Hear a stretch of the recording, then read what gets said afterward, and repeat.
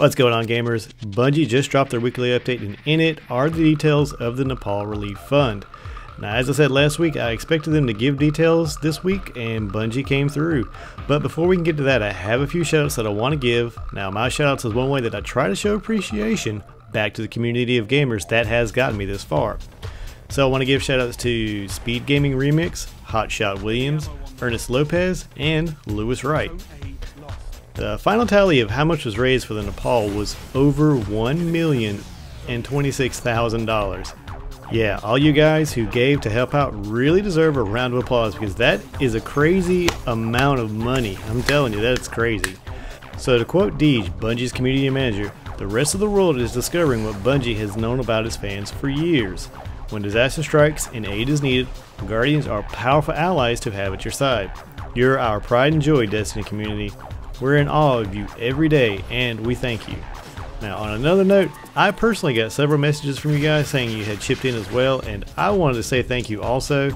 Now, I know the marketing campaign for this game was become legend, but it's people like you that donate their time and energy and funds that are really legends. Now, the shirts for the Nepal Relief have started to ship, so if you ordered one, they are coming, but there are a lot of shirts ordered, so just have a little patience there. It is on the way. Now, here's what the exclusive shader will look like. Now, it's a cool little mix of red and blue with white accents.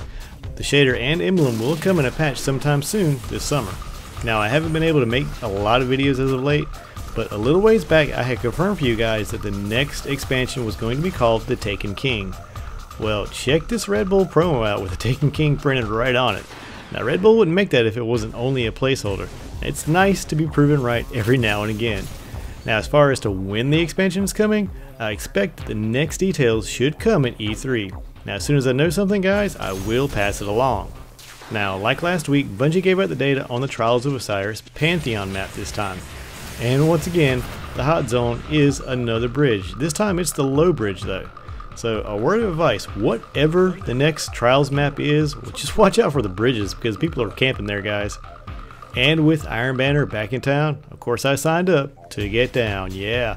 Saladin is selling some Etheric Light and some of that new armor, so I thought I'd try my hands out to get some. Now, this is a thought that I'm sure a lot of you have had, but in every round of Crucible or PvP or even Trials, it's there, and it's Thorn. Yeah, that's what I want to talk about this go around, Thorn. Now, I remember in the early days of Destiny, anyone that went into the Crucible with Thorn was going to have a bad time. But the exotic buff happened, and that changed a lot of things. Now, with Bungie turning around and nerfing the auto rifles into oblivion, Thorn is now one of the most used weapons, period. Now, how do we fix it? How do we balance this out? The easy thing to do would be, of course, to nerf the Mark of the Devourer so that it does very little damage over time. Now, I think if that happens, everyone would just simply move over to the Last Word or even Hawkmoon for the PlayStation owners. Now, here's what I think needs to happen.